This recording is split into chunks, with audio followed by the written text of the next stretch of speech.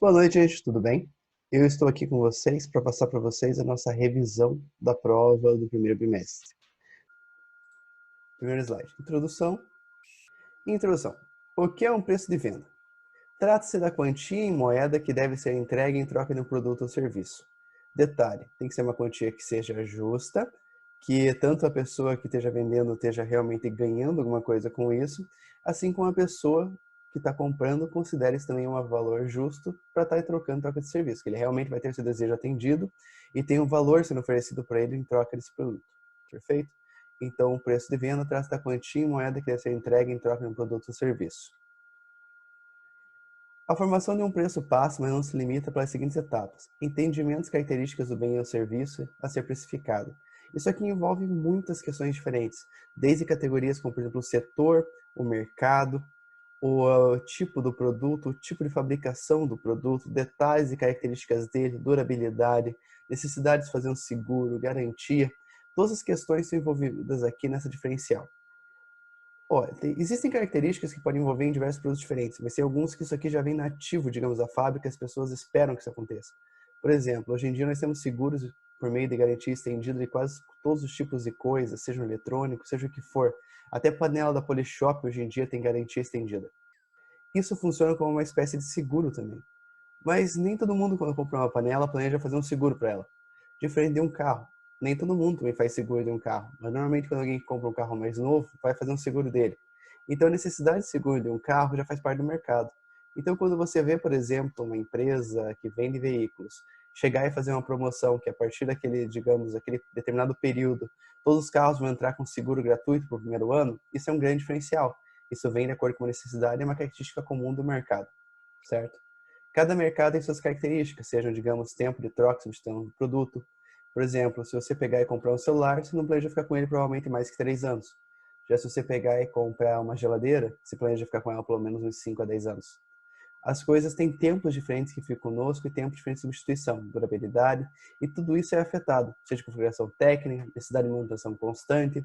Se um produto necessita de manutenção constante, digamos, tipo um veículo que precisa de concessionária, dificilmente você vai comprar um veículo que não tem uma concessionária dele na sua cidade ou nas redondezas. Você não vai querer ter esse transtorno e não conseguir fazer manutenção autorizada e perder a garantia, como algo assim.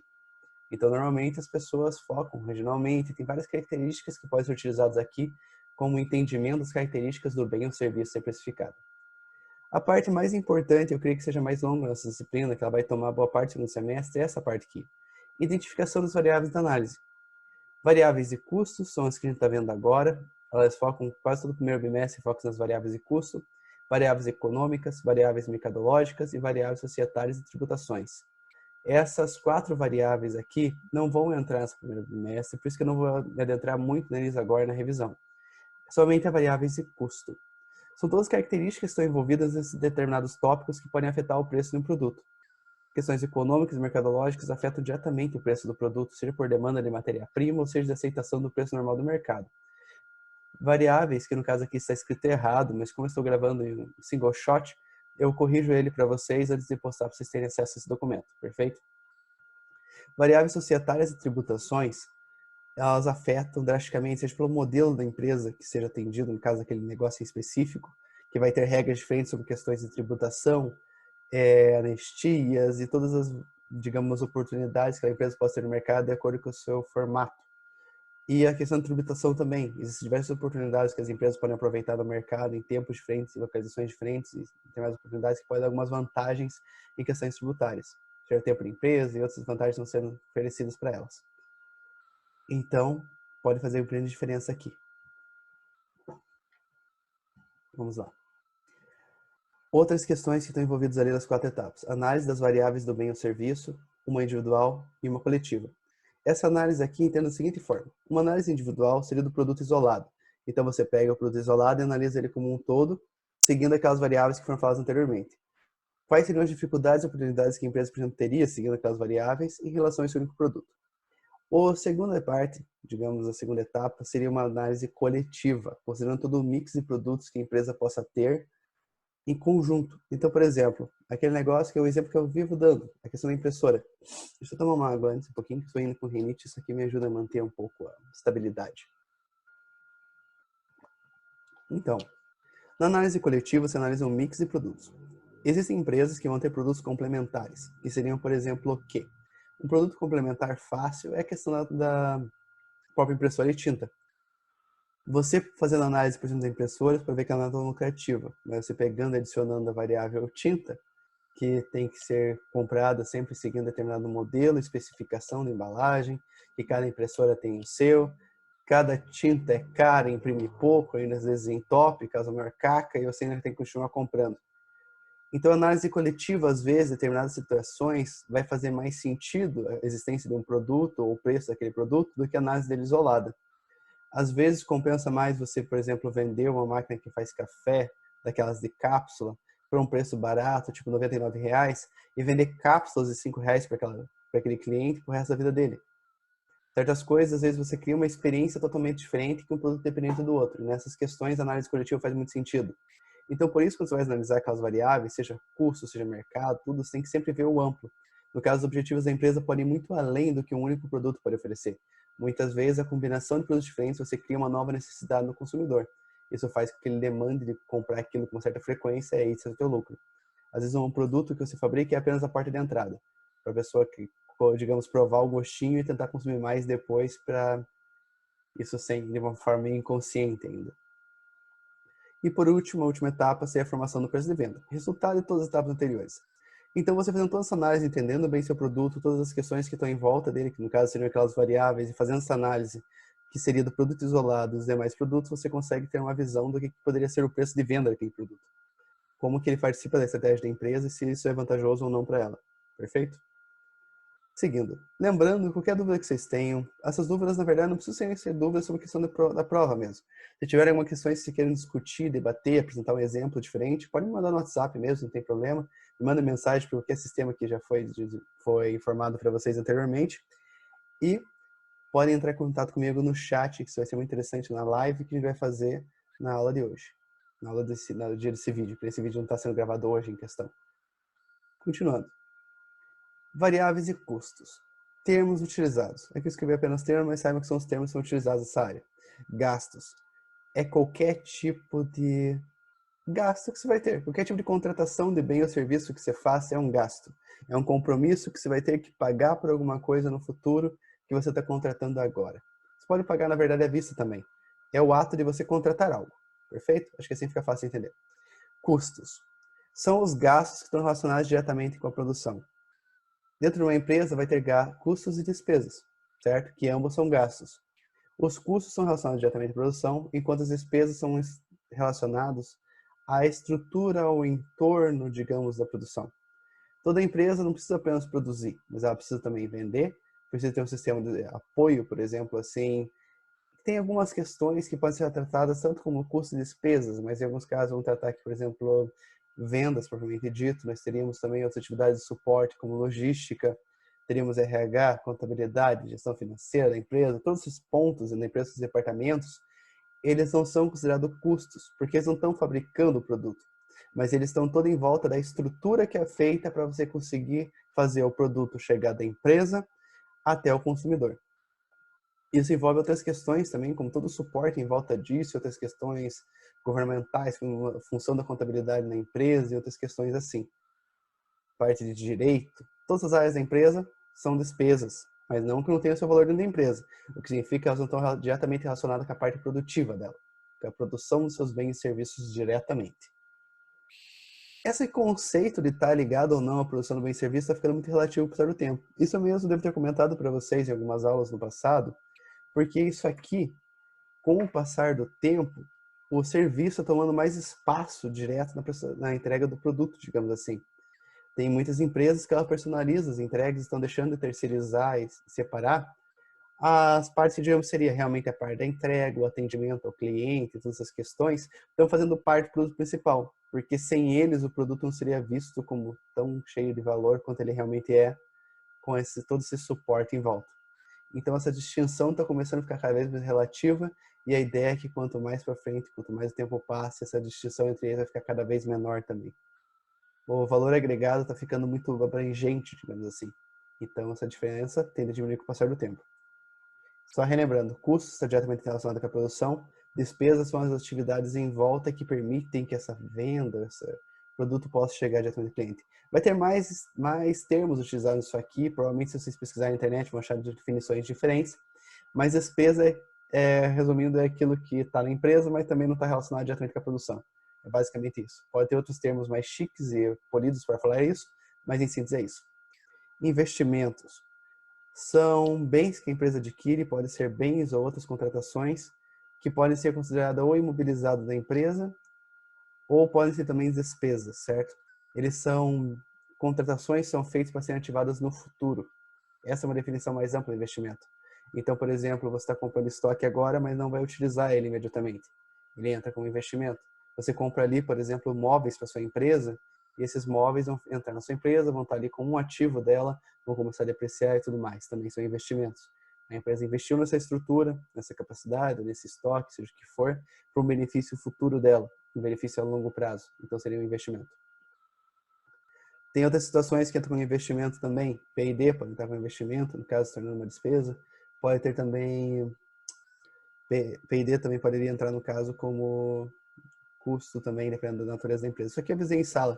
Empresas que precisam inovar constantemente, porque faz parte do negócio, podem entrar em custo, porque ela não consegue se manter no mercado se não apresentar um produto novo a cada período que seja, a cada ciclo, digamos, ano, semestre, enfim, depende da área.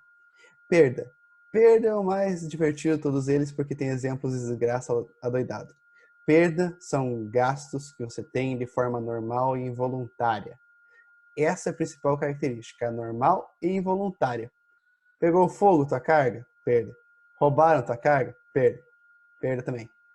Estava lá na empresa, deu um maior temporal, caiu granito, derrubou o teto em cima de tudo. Perda. Perda normalmente é relacionada com desgraça, coisa que você não prevê e é normal.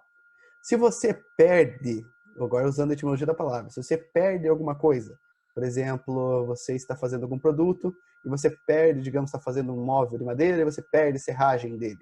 Nesse caso, não é necessariamente alguma coisa que a gente enquadraria como perda. Você está perdendo aquele material, mas aquele material pode ser considerado ou sucata ou subproduto. Isso aqui já vê no futuro. Mas aí não seria uma perda, porque é normal. Aquilo ali acontece quando você está fabricando, você vai perdendo automaticamente. É até quantificável quanto se perde aproximadamente por unidade produzida. Então não é perda. E desembolso é um termo que está envolvido em todos os outros acima. Desembolso é o ato de você pagar. Gastar é o ato de você contratar. Pode envolver diretamente o desembolso ou não. Mas o desembolso é quando você paga aquilo. Se eu gastei agora, digamos, comprando essa garrafinha aqui, que você já conhece como exemplo, que é a garrafinha da... Como que é o nome desse negócio? Putz, Tupperware, exatamente. A garrafinha Tupperware, se você, digamos, eu gastar agora, eu comprei essa garrafinha numa revendedora Tupperware, mas vou pagar ela daqui a 2 semanas. Então eu gastei agora, mas estou desembolsando daqui a 2 semanas. Essa é a diferença entre eles. Gente, eu estou com rinite, então eu estou com aparência meio de sono e minha voz está meio cansada já, porque esse é o terceiro vídeo que eu estou gravando hoje. Então, sem contar a live que fiz ainda, tem isso aí também. Caso vocês estejam tentando descansar, peço desculpas, estou tentando falar calmamente de uma forma que vocês entendam. Perfeito? Continuamos. Dúvidas? Sabem como me contatar. Os custos e despesas podem ser fixos, variáveis, semifixos e semivariáveis. Custos variáveis. Eles crescem conforme a produção ocorre de maneira proporcional.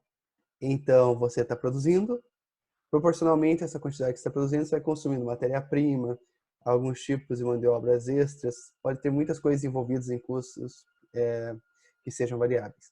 Custos fixos são inalteráveis, dependendo da quantidade de produção. Um detalhe importante é esses dois últimos aqui, semifixos e semivariáveis. Nós vamos estudar isso aqui de novo mais para frente, agora no início do próximo bimestre. Isso aqui vale mais a pena ser abordado lá.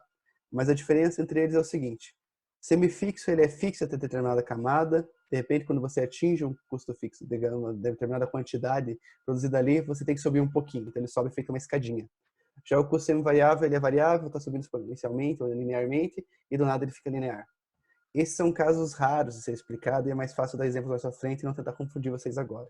Perfeito? Se quiserem na live amanhã, eu explico para vocês como funciona isso aqui direitinho, mas digo que não é relevante para a prova agora.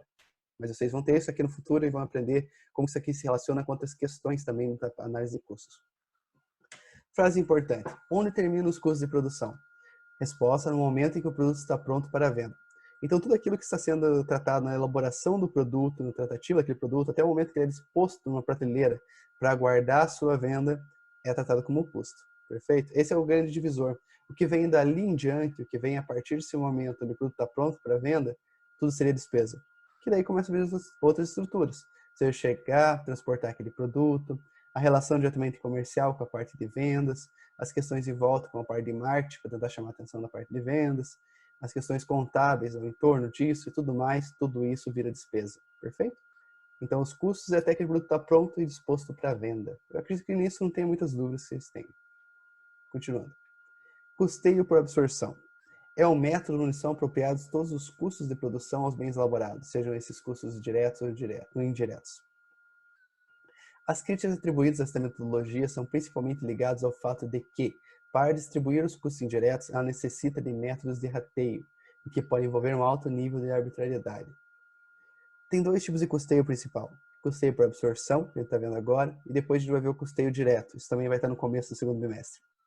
Custeio direto só envolve você colocar os custos diretos dos produtos, quer dizer, os custos diretos de produção aos produtos. Dessa forma que se cria uma exatidão maior. E como que funciona? Os custos indiretos, eles ficam fora e você tenta cobrir eles juntamente com os seus custos fixos, outras coisas que você vai ter ali, para você conseguir naquela curva lá no ponto de equilíbrio. Já o custeio por absorção é uma metodologia diferente. A ideia dele é pegar e colocar todos os custos indiretos também nos produtos.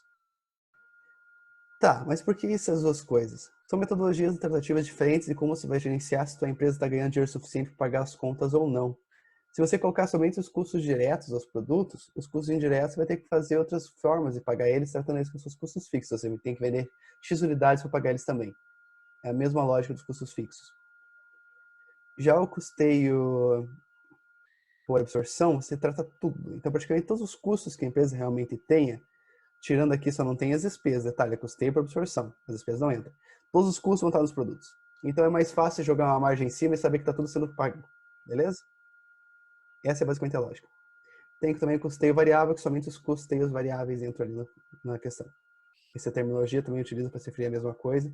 Então, o custeio variável, somente os custos variáveis são atribuídos ali. Mais para frente, isso tudo vai fazer sentido. O que é relevante aqui é o custeio por absorção, porque o custeio ABC, que é o principal tópico que a gente vai tratar aqui hoje, ele é baseado no custeio por absorção. Então, se lembrem disso. Ele coloca, por meio de rateio, ele consegue colocar tanto os custos diretos quanto os indiretos nos nossos produtos. Análise de custos. O preço determina o nível de procura, obviamente. Se as pessoas, por exemplo, querem comprar uma coisa, normalmente elas partem de um preço padrão que ela tem noção de que aquilo lá é o preço justo de se pagar por um bem. Uma pessoa que entende bem daquela área já tem um preço padrão, a ideia de ser paga. A pessoa que quer comprar uma televisão, normalmente a pessoa quer pagar uma televisão que seja um valor entre, sei lá, R$1.000 até uns R$2.500, se uma televisão grande. Se chegar uma televisão de 55 mil, provavelmente a pessoa não vai querer comprar. Então, o preço determina o nível de procura. Talvez tenha alguém que queira televisão de 55 mil, que tenha, sei lá, bordinha de ouro. Deve ter, mas a demanda é muito pequena. Então, se o preço é muito alto para um bem que as pessoas têm um senso comum ali que o preço dela é X e o preço está sendo praticado é 10X, provavelmente vai diminuir muito a demanda. Talvez tenha algum louco que queira pagar por alguma questão especial, seja exclusividade, seja qualquer luxo que a pessoa deseje. Mas cai a demanda. O volume de produção determina os custos. Opa, desculpa aí, pessoal. Enfim, o volume de produção determina os custos. O que se relaciona? Se você tem um certo nível de produção grande, você dilui boa parte dos seus custos, sejam eles fixos ou até mesmo alguns variáveis, você consegue negociar melhor por meio da escala. Então, se você compra muita matéria-prima, você consegue um preço melhor da sua matéria-prima. Isso é bem lógico, isso é uma coisa bem simples de se ver. Então, o volume da produção faz com que você consiga uma eficiência maior e faça você ter alguma economia. E por último aqui, completando esse ciclo, os custos determinam o preço. Então, se você consegue vender bastante, logicamente você consegue uma economia dos seus custos. E se você consegue custos baixos, você consegue um preço menor. Se você consegue um preço menor, você consegue teoricamente vender mais. Você consegue vender mais, você consegue diminuir seus custos de produção pelo volume produzido e assim o ciclo vai se alimentando. Essa é uma questão da maturidade das empresas. Quando as empresas são bem maduras, elas conseguem ter um ciclo desse bem sustentável. Perfeito? Isso aqui eu não vou me prolongar muito, mas isso aqui é um conceito interessante que norteia toda a questão de como você vai fazer gestão de preços numa empresa. Próximo. Agora está o grande coração da nossa aula, o custeio ABC. O custeio baseado em atividades, ou ABC, Activity Based Costing, é uma técnica que tem como ideal reduzir as distorções ocasionadas pelo rateio arbitrário dos custos de ingresso e produção. Isso aqui foi uma coisa que a gente tratou diretamente na disciplina várias vezes. Custo direto são aqueles custos que são facilmente alocados aos produtos. Eles são bem rastreáveis, são objetivos e você facilmente consegue identificar eles. Então, como custos diretos, nós temos o quê? Matéria-prima, mão de obra, são coisas que você consegue olhar na produção e saber, ó, isso aqui é provocado por tal produto. O outro necessariamente não toca nisso, ou eu sei exatamente quanto que vai de um para o outro. Digamos, eles compartilham a mesma matéria-prima, mas eu sei quantos metros cúbicos vai disso para isso e daquilo para aquele. É isso aí. Eles são fáceis, rastreáveis e você sabe aplicar em cada um dos produtos diretamente, sem precisar de nenhum método mirabolante para conseguir fazer um cálculo para saber quanto que vai para cada. É algo instintivo e objetivo. Os custos indiretos é o contrário disso. Os custos indiretos estão misturados entre os produtos de uma forma emaranhada que você não consegue simplesmente chegar e falar, olha, tanto disso vai para o produto A e tanto vai para o produto B de uma forma objetiva e racional. Você não consegue fazer isso de uma forma exata que todo mundo concorde. Ele precisa de arbitrariedade, então pode ter opiniões envolvidas que vão pegar e desenvolver técnicas para distribuir um produto para o outro. A gente fez bastante isso aqui. Todos os exercícios até agora envolviam essa questão de arbitrariedade, seja uma técnica utilizando com base proporção de mão de obra direta, material direto, ou qualquer outra coisa que seja utilizada. Então, tudo que a gente fez, todas as metodologias, são técnicas para pegar esse custo indireto e lançar aos produtos, de uma maneira indireta, usando arbitrariedade e alguma técnica de rateio. A diferença de custeio ABC, ele segmenta essa fase em mais etapas, em uns processos mais específicos, de maneira que você aumenta a precisão desse rateio. Ou seja, ainda assim o rateio, ainda assim tem pouca precisão, comparado a uma técnica direta. Mas, como são custos indiretos e a própria natureza deles impede que você consiga colocar diretamente, às vezes é uma boa justificativa, uma boa oportunidade de fazer isso aqui, uma boa técnica. Perfeito? Seguindo, a principal justificativa para a busca desse tipo de metodologia são os diversos tipos de produtos e serviços que são desenvolvidos em uma mesma organização. Isso faz com que as empresas precisem de técnicas mais precisas para que só assim consigam ter uma noção melhor de quem é o responsável por cada gasto. Perfeito? Deixa eu só aqui um detalhe aqui. As empresas no passado, isso aqui é uma coisa que eu não comentei agora, mas tinha comentado na aula já, elas produziam poucas variedades de produtos. Com o passar do tempo, as empresas começaram a ficar muito mais complexas, envolver muito mais meios de produção, gerando diversos produtos simultaneamente. E produtos, às vezes, serviços bem distintos uns dos outros. Essa questão começou a tornar tudo mais complexo. Como que tanta coisa produzida no mesmo espaço, você vai conseguir pegar e dividir corretamente os gastos comuns entre eles de uma maneira proporcional e adequada para cada um deles? Isso é muito difícil. E o custeio ABC vem como uma solução para esse tipo de questão. Não é uma solução perfeita, ele ainda assim é uma técnica arbitrária, mas diminui muito a questão de erro porque ele tem uma série de camadas e processos que tendem a ser mais lineares e fáceis de se repetir. Então, várias empresas diferentes conseguem aplicar essa técnica e ainda ter resultados parecidos, de maneira que se possa ter uma escala comparativa entre elas. Perfeito? Próximo slide. Esse divide em 3 etapas. Primeiramente, deve-se identificar as atividades relevantes em cada departamento. Uma atividade pode ser feita como uma ação que utiliza recursos, sejam humanos ou materiais, para se produzirem bens ou serviços, sendo ela composta por um conjunto de tarefas que são necessárias para sua execução.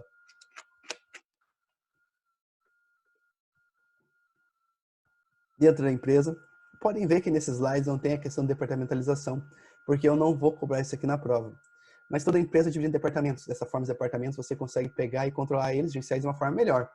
Se você não tivesse departamentos, a empresa toda seria uma bagunça, com poucos gestores, abrangendo muitas funções distintas. Havendo os departamentos, você consegue fazer essa gestão de uma forma mais eficiente e controlada. Então, o custeio ABC se baseia na ideia que a empresa já é dividida por departamentos. Mas como é que você vai fazer o custeio ABC? Como é um custeio baseado em atividades, a primeira coisa que você vai fazer é pegar e dividir esses departamentos de acordo com as atividades que eles executam. Perfeito? Isso aqui que não seja difícil, essa aqui é a parte mais tranquila desse conceito. Você tem os departamentos, então você pega, divide esses departamentos nas atividades que eles executam. Nada muito complexo. Vamos para o próximo. Nesse slide aqui tem um exemplo das atividades que podem ser desenvolvidas nos departamentos.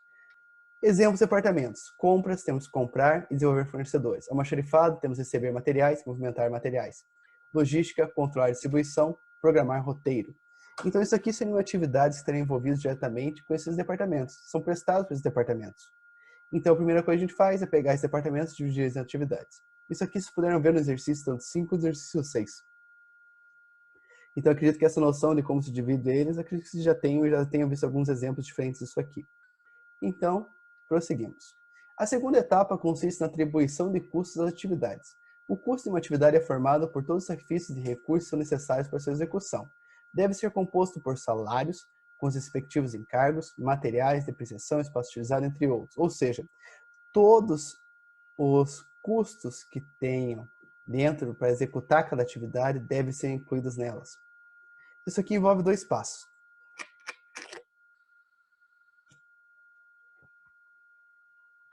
Que eu, se não me engano, estão aqui. Para chegar e colocar os custos nas atividades, tem algo que a gente pode chamar aqui como direcionador também. Existem dois tipos de direcionadores. Tem direcionadores, nós já vamos ver essa distinção entre eles aqui para frente. Mas tem direcionadores que são utilizados tanto para pegar e colocar os custos dos departamentos nas atividades, e tem direcionadores para colocar os custos das atividades nos produtos. Perfeito? Isso aqui daqui a pouco já fica mais claro. Normalmente essa etapa exige que sejam feitas entrevistas com os responsáveis por cada departamento, assim como quem executa diretamente as atividades. A atribuição dos custos às atividades deve ser feita de forma mais criteriosa possível, seguindo a seguinte ordem de prioridade. A alocação direta, quando é possível fazê-la de uma forma clara e objetiva.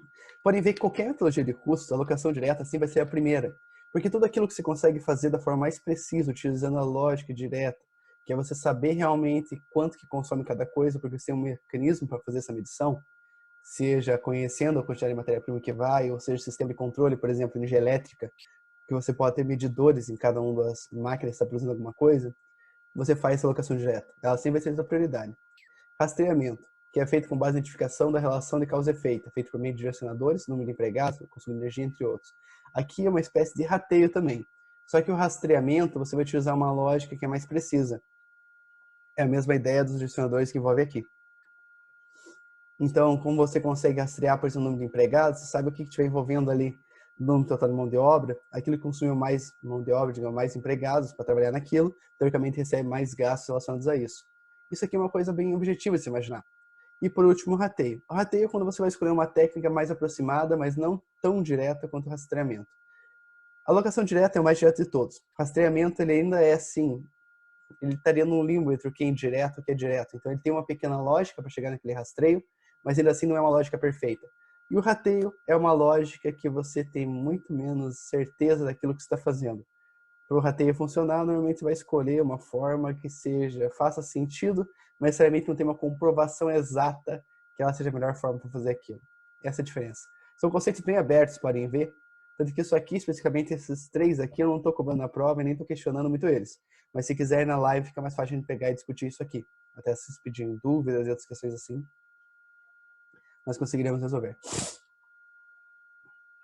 A terceira e última etapa é a identificação e seleção dos direcionadores de custo. O direcionador de custos é o fator que determina a influência e a maneira como os produtos utilizam as atividades. Por meio dos direcionadores, você consegue ver o quanto cada produto necessitou de cada atividade. Esse exemplo aqui é um exemplo que eu tinha dado na aula já lá atrás, e é muito parecido também com aquilo que vocês estão vendo nos exercícios 5 e 6. Nós temos aqui as mesmas atividades, os mesmos departamentos, entretanto já temos os direcionadores aqui alocados. No caso de compras, o direcionador aqui utilizado vai ser o número de pedidos de compras. Então, se você sabe que determinada linha de produção, que produz determinado produto, fez X pedidos de compra, você sabe quantos pedidos de compra ele consumiu, quanto que ele solicitou aquela atividade de comprar. Então, você consegue comparar por escala, seja, digamos, aquele exemplo, você pega todos os números de pedidos que tiveram, você pega o número de pedidos que teve determinado produto e divide esse unitário pelo total. Dessa forma, você vai ter um valor percentual, você vai saber o percentual que esse produto consumiu dessa atividade. Então, esse percentual deve ser refletido dos custos dessa atividade para esse produto, para esse lote de produção. Isso aqui foi visto no exercício 5 e 6 adoidado, porque isso aqui é o foco desses exercícios. Acredito que agora, quem fez esse exercício já está craque nesse tipo de questão. Então, aqui nós temos mais alguns exemplos de direcionadores de custos. Teria almoxarifado, receber materiais, número de recebimentos, movimentar materiais, número de materiais movimentados. Isso aqui é bem relativo. Esses aqui estão bem objetivos, que estão pegando, eles são bem simplificados, que é só pegar a ideia, número de tais vezes que aquela atividade se repetiu para determinado produto. Às vezes tem umas coisas mais complexas que podem estar envolvidas. Por exemplo, vamos ver aqui, energia utilizada pode ser uma medida, caso esteja envolvendo alguma coisa relacionada à máquina. Você pode pegar outras questões como... Nossa, esse bocejo foi grande, hein? Você pode pegar, por exemplo, horas de trabalho ali envolvendo. Então, tem muitas coisas relativas que podem ser direcionadores. Então, pode ser muito mais aberto que apenas a quantidade exata sendo utilizada. Pode ser muito mais fracionado que isso, principalmente relacionado com a parte de horas. Eu acredito que isso aqui vocês também já estejam craques, porque foi uma das coisas que mais praticou durante o bimestre. Quem ainda não fez exercício, solicito que faça antes da prova, até para conseguir observar essa lógica no próprio exercício em si. Então, antes da prova, faça exercício. Na prova não vai cair isso, tá? Só relembrando, não sei o que eu falei ali agora há pouco, pode ter sido o contrário, mas na prova não cai essa matemática que seria envolvida nos últimos exercícios que fez, seja no 3, no 4, no 5 ou no 6. Na prova é puramente teórica. Perfeito? Seguindo. Existe uma diferença de direcionadores de custos de recursos e direcionadores de custos de atividades. O primeiro deles é aquele que a gente falou ali para distribuir os custos nas atividades, e o segundo ali é para distribuir os custos das atividades aos produtos. Então não é uma coisa assim muito complexa. Isso aqui mesmo não é tão difícil. Mas é importante saber que direcionadores existem e como funciona essa lógica para chegar, digamos, o quanto custa cada atividade e quanto dessas atividades é dos produtos. Tudo é feito por meio de direcionadores. É o mais próximo de uma lógica direta que a gente vai ter nesse tipo de metodologia.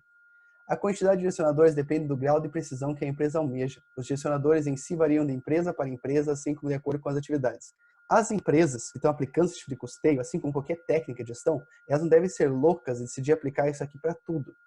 Ela tem que aplicar para aquilo que é mais viável para ela, aquilo que ela precisa de mais resultado e aquilo que ela precisa distribuir melhores os custos. Às vezes, você utilizando essa lógica aqui parcialmente, você vai ter um custo menor para implantar isso aqui na empresa. Qualquer metodologia nova que você colocar na empresa, qualquer sistema que você vai colocar, qualquer coisa vai envolver treinamento, vai envolver sistema, vai envolver uma série de recursos, seja tempo, seja o que for das pessoas envolvidas na empresa. Então, às vezes você implantar gradualmente, devagarinho, conseguindo fazer pequenos ajustes, qualquer técnica de custo vai ter um resultado melhor, assim qualquer outra técnica de gestão também. Então, sempre tomando cuidado com a escala que você vai implantar para não ter muitos gastos e não conseguir atingir os resultados almejados. Obrigado, minha gente. Esses aqui são os tópicos que vão ser todos tratados na nossa prova.